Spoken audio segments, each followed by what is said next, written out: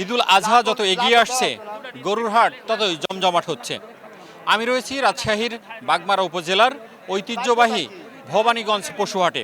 এই এলাকার হাজারো মানুষ এখান থেকে গরু কেনেন। এখানে মূলত ছোট এবং মাঝারি গরুর চাহিদা বেশি। আমরা যেটি দেখেছি, সকালে যারা প্রান্তিক খামারি রয়েছেন, ব্যাপারী রয়েছেন, তারা বিভিন্নভাবে গরু হাটে নিয়ে এসছেন এবং তারা অপেক্ষা করছেন গরু বিক্রির। আবার অনেকের দাম কম তাই ফেরত নিয়ে যাচ্ছে।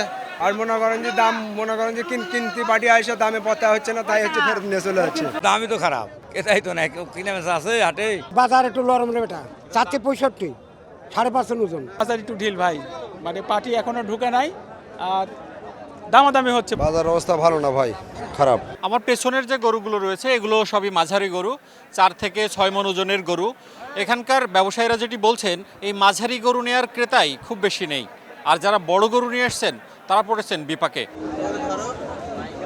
হাটে গরু নিয়ে আসা প্রান্তিক কৃষক ও খামারিরা বলছেন, তাদের বাড়িতে গিয়ে ব্যাপারীরা গরুর যে দাম দিয়েছিল বাজারে এসে তার থেকেও কম দাম পাচ্ছেন। কোনো কোনো ক্ষেত্রে 10 থেকে 20,000 টাকার গরুর দাম কমে গেছে। তারা বলছেন কোরবানির আগে চাহিদা থাকলেও কোরবানির বাজারে চাহিদা কমে গেছে। এর কারণ হিসেবে বলছেন, যারা বিত্তশালী মানুষ এবং যারা স্থানীয় অনেক বেশি কোরবানি দিতেন, এবার তারা এলাকায় নেই, ফলে বড় গরুর চাহিদা নেই।